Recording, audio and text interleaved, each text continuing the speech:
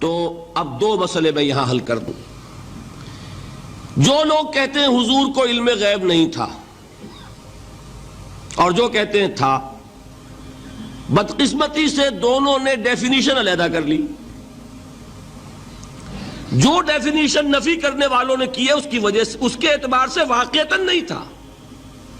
انہوں نے ڈیفینیشن یہ کی ہے، تعریف یہ کی ہے، وہ علم جو خود حاصل ہو جائے، اللہ کا عطا کردہ علم جو ہے وہ کہتے ہیں وہ غیب نہیں ہے۔ تو وہ بھی مانتے ہیں کہ ہر علم جو حضور کو حاصل ہے وہ اللہ کا عطا کردہ۔ میں سائی والی میں یہ سارے مرحلے میں نے طے کیے نا اپنے زمانہ طالب علمی میں۔ مولانا منظور احمد شاہ صاحب ہیں سائی وال میں ایک، میں ان کے پاس حاضر ہوا۔ میں نے کہا جی یہ مسئلہ کیا ہے علم غیب کا، مجھے ذرا سمجھائیں۔ انہوں نے ایک کتاب اپنی نکالی کہ دیکھیے صاحب، ہم حضور کے علم کے بارے میں یہ باتیں مانتے ہیں۔ حضور کا علم حادث ہے، قدیم نہیں ہے۔ حضور کا علم محدود ہے، لا محدود نہیں ہے۔ حضور کا علم عطا کردہ ہے، ذاتی نہیں ہے۔ میں نے کہا یہ تین باتیں اگر آپ مان لیں تو میرا تو جھگڑا کوئی نہیں آپ سے۔ ہوتا کیا ہے جب آئیں گے وعظ میں، خطابت میں، تو عالم ما کان وما یکون، اب الفاظ وہ استعمال کر جائیں گے۔ ایک واعظ ہے، عام مقرر ہے، واہ واہ ہوتی ہی نہیں، نعرے لگتے ہی نہیں، محفل میں گرمی آتی نہیں جب تک کہ ایسے مبالغے نہ کریں۔ لیکن وہ چیز لکھی ہوئی ان کے ہاں ہے کہ حضور کا علم حادث ہے، قدیم نہیں ہے۔ حضور کا علم محدود ہے، لا محدود نہیں ہے۔ حضور کا علم عطائی ہے، ذاتی نہیں ہے۔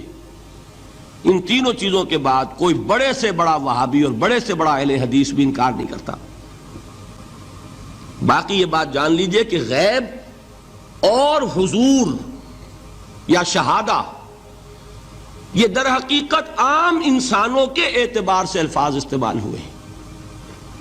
جب قرآن میں کہا جاتا عالم الغیب والشہادہ، اللہ غیب اور جو ظاہر ہے یا موجود ہے سب کا جاننے والا ہے، تو مجھے بتائیے اللہ کے لیے کوئی غیب ہے؟ اللہ کے لیے کوئی شے غیب ہے؟ تو کیوں کہا جا رہا ہے عالم الغیب والشہادہ؟ وہ ہمارے اعتبار سے کہا جا رہا ہے۔ جو تمہارے لیے غیب ہے اللہ اس کو بھی جانتا ہے، اور جو تمہارے سامنے اللہ اسے بھی جانتا ہے۔ اللہ کے لیے تو کل شہادہ ہے۔ کسی شے کا لا یعزب عنہ مثقال ذرۃ فی السماوات والارض، آسمانوں اور زمین کا ایک ذرہ بھی اس سے غائب نہیں ہوتا۔ غیب کا وجود کیا اللہ کے لیے؟ تو یہ الفاظ مستعمل ہیں ریلیٹو ہمارے اعتبار سے، اور ہمارے اعتبار سے جو شے غیب ہے اس میں سے ایک حصہ اللہ دیتا ہے نبی کو، تبھی تو نبی بنا۔ فرشتے کو دیکھا، فرشتہ ہمارے لیے غیب ہے۔ جنت دکھائی کہ نہیں دکھائی، ہمارے لیے غیب ہے کہ نہیں ہے۔ دوزخ کا مشاہدہ کرایا کہ نہیں کرایا، ہمارے لیے وہ غیب ہے کہ نہیں ہے۔ جو چیزیں ہمارے لیے غیب ہیں انہی کے پردے اللہ کچھ اٹھاتا ہے، کل غیب نہیں۔ کل غیب کا علم ہو جائے گا تو وہ شرک ہو جائے گا۔ کل کا لفظ جہاں آیا شرک ہوا۔ جب آپ کہہ رہے ہیں محدود ہے، لا محدود نہیں ہے، تو کل کا لفظ استعمال نہیں کر سکتے۔ لیکن غیب میں سے کچھ علم دیا گیا تبھی تو نبی بنا، ورنہ میرے اور نبی میں فرق کیا ہوا پھر؟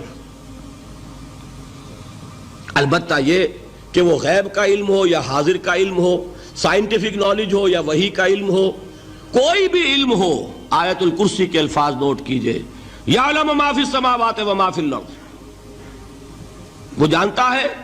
ولا یحیطون بشیء من علمہ الا بما شاء، مخلوق میں سے کوئی بھی اس کے علم میں سے احاطہ نہیں کر سکتا مگر جتنا وہ چاہے۔ اب یہ بات علیحدہ ہے کہ ہم کون ہے طے کرنے والے کہ ناپیں بیٹھ کر کہ اللہ نے ابراہیم کو کتنا علم دیا، ہم ناپ سکتے ہیں؟ عیسیٰ کو کتنا دیا ہم جان سکتے ہیں؟ تو ابراہیم کا، موسیٰ کا، عیسیٰ کا نہیں ناپ سکتے تو محمد الرسول اللہ کا کہاں ناپیں گے؟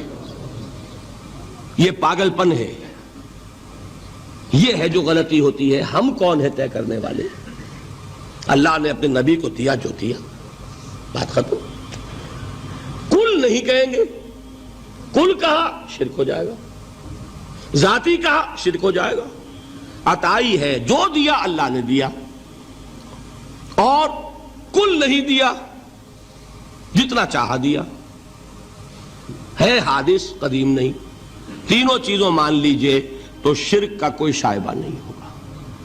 باقی جہاں ایک طرف قرآن میں وہ آیات ہیں کہ اللہ کے غیب کو کوئی نہیں جانتا، ٹھیک، وہاں یہ بھی ہے کہ لا یظہر غیبہ، لا یظہر علی غیبہ الا من ارتضی بالرسول، وہ اپنے غیب پر قابو نہیں دیتا مگر اپنے رسول میں سے جس کو چاہے.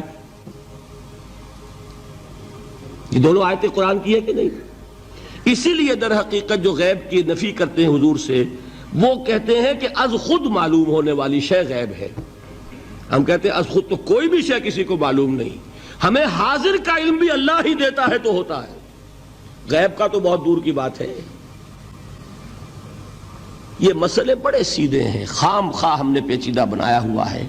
خدا کے لیے ان مسئلوں کو سلجھائیے اور جوڑیے، کاٹنے کی بجائے جوڑنے کی فکر کیجیے کہ بھائی یہ اپنی اپنی جگہ پر علیحدہ علیحدہ تم نے تعریفیں کر رکھی ہیں اس لیے جھگڑ رہے ہو، ورنہ دونوں باتیں صحیح ہیں.